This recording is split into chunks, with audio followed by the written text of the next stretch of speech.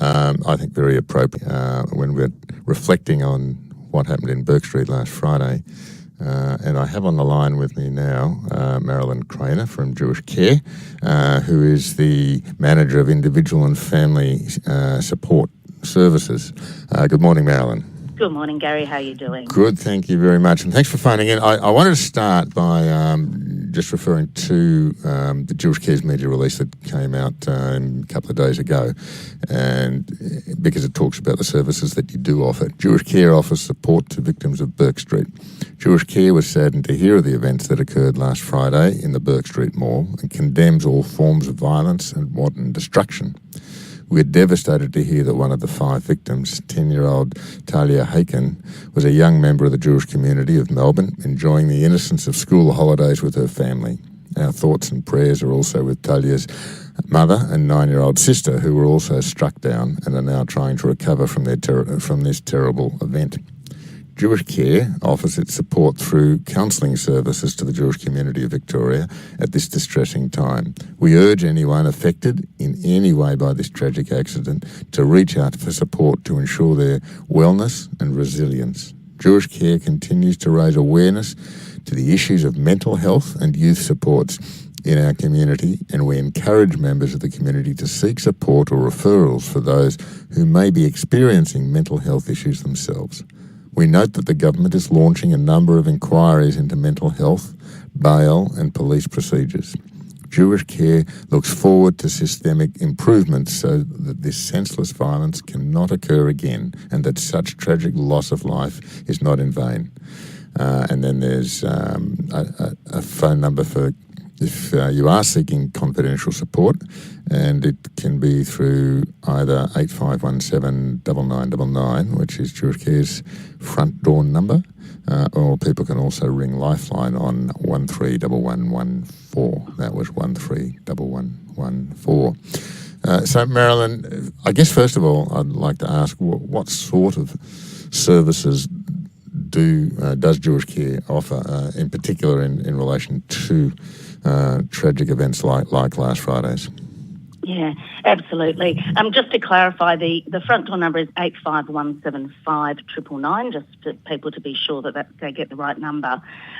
Look, we're involved in a whole lot of different ways, whether it's to support the community as a whole through trauma debriefing, or whether it's to support individuals and families. So we've been supporting community members who've been struggling with trauma over a long period of time now, and the issues come and go, but generally we provide emotional support. We assist people who need to manage grief and loss, and particularly right now, you know, we're very keen on supporting any parents who are very concerned about their sons and daughters and the trauma impact that this experience has had on them. So in that sense, we do some direct support to people who have been traumatised. I think on the other side, we actually also support individual families who have their own relatives, maybe their own children, who are themselves trying to tackle issues of mental illness or substance abuse.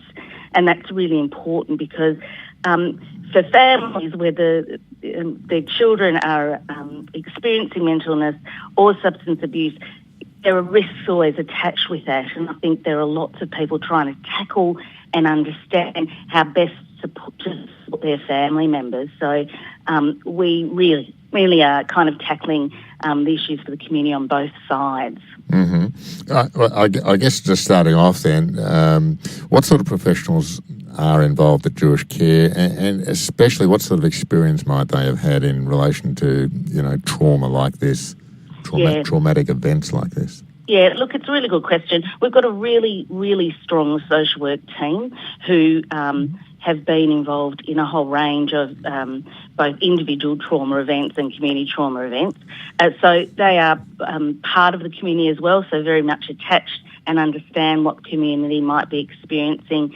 In addition, we have a counselling team who work consistently with individuals, families and parents in dealing with a whole lot of emotional trauma that people are experiencing through a whole range of issues, whether it's kind of this sudden, unexpected and tragic experience, or whether it's a longer term build-up of mental health issues or family violence. So I think, there's a whole range of possibilities available for people.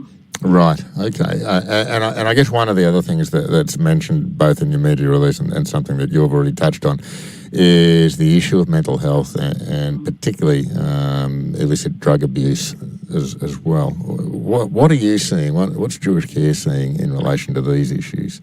Yeah, it's a really tricky and difficult issue, particularly when mental illness and substance abuse is combined.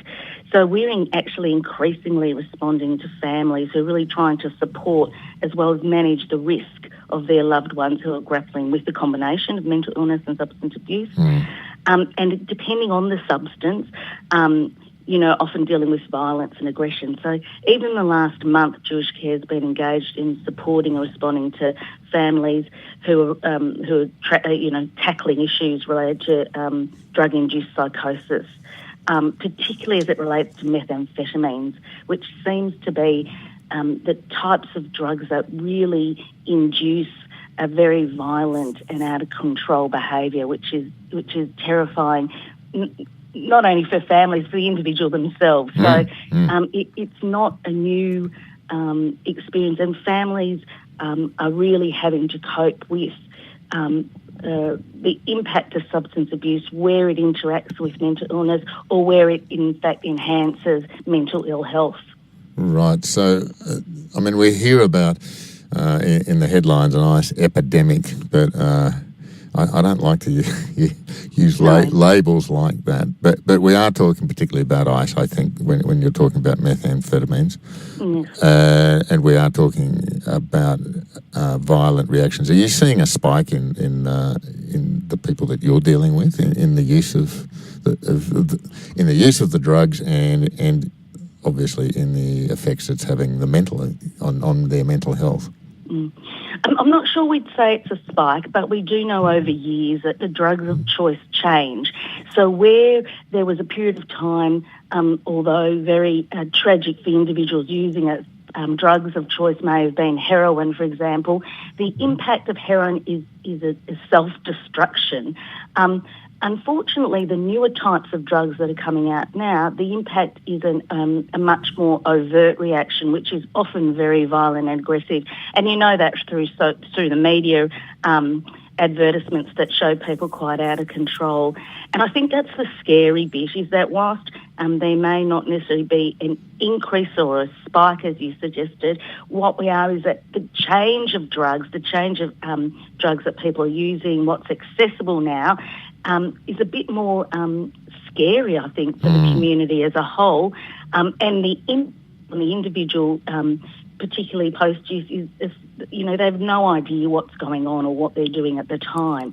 So the combination of mental illness coupled with a drug now that's really having very profound impacts on behaviour is probably what not just Jewish Care, but the community, the Jewish community and broader communities will be seeing more and more.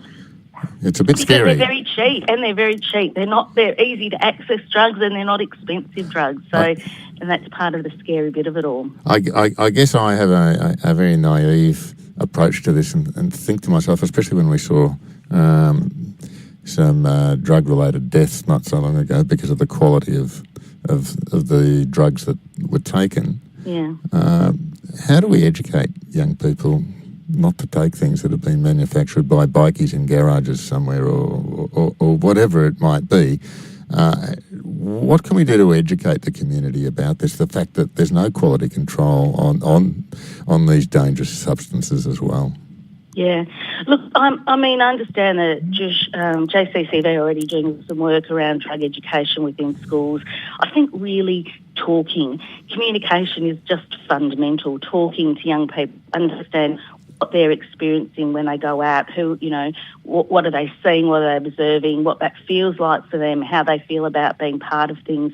Really, the reason we've been spending a lot of time in the last 2 years, and we continue this year doing work around parenting and providing parents with support, is that for us, I think that's pretty fundamental, is parents trying to just have conversations. the hardest thing is when parents don't actually know what's happening to their children, not know where they're going, what they're doing, who their friends are, what they're observing. And I think that's, we talk about, even though it can be hard and scary for parents, the less we will be able to influence and educate our children around how to make good choices in their life, because ultimately what it's about.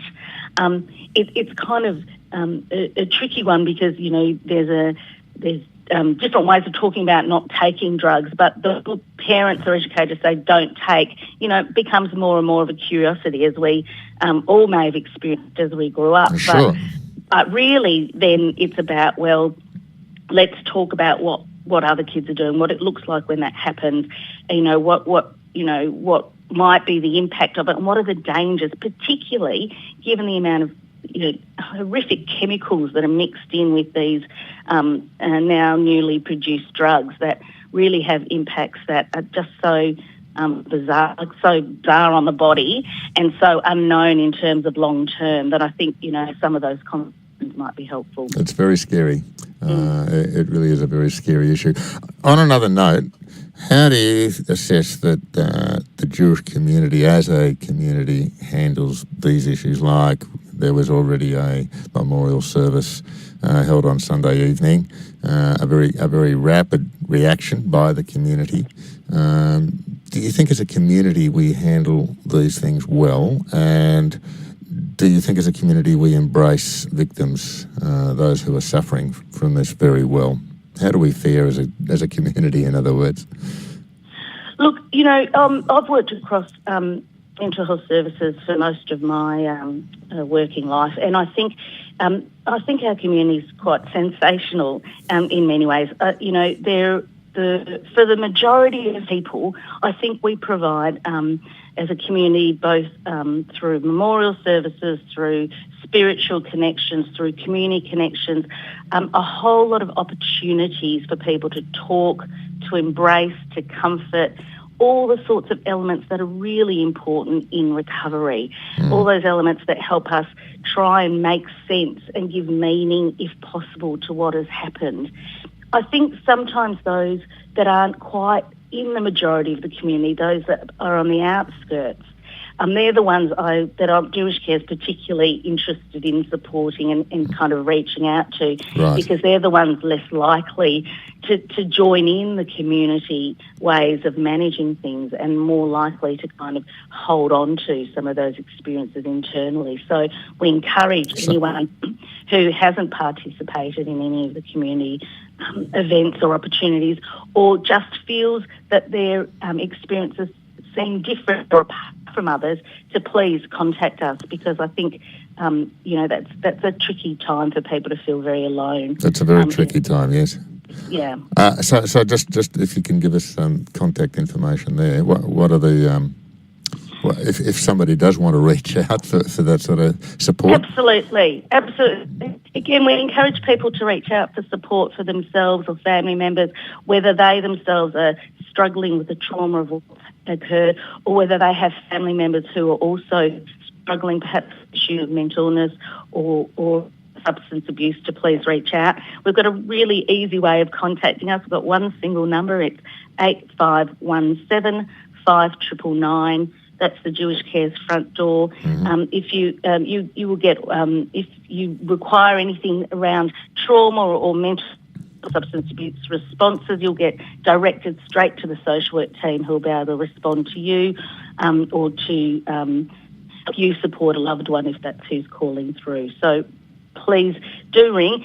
Again, we're only one organisation. There are lots of other organisations to contact, but, if you want a Jewish response, well, we're the right organisation to contact. Absolutely. Thanks for that. And now, in the media release, you also noted that there are that the government is launching inquiries into mental health, into the bail system and into police procedures. While you say that Jewish Care is looking forward to systemic improvements in these processes, are you going to be involved in making submissions? And if so, what sort of changes would you like to see?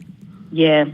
Look, in terms of changes, we know already that the acute mental health service system extremely stretched. And it continues on single issue treatment will leave many people behind. So we really believe we need approaches that concurrently deal with the multiplicity of needs. For example, mental illness, substance abuse and criminal justice. Sorry, you dropped out there. Hello? We're having some technical issues with the phone call. Marilyn dropped out. Look, that's unfortunate, but I think it's very interesting that it's very important if people do want to reach out and get help. It's really important, and especially if you want to go to a Jewish organisation or an organisation that understands Jewish needs in particular, go to Jewish Care. That number was 8517 5999. 8517 5999, and thanks to Jewish Care for being so quick to respond to what's been a tragedy that's obviously affected everyone in Melbourne.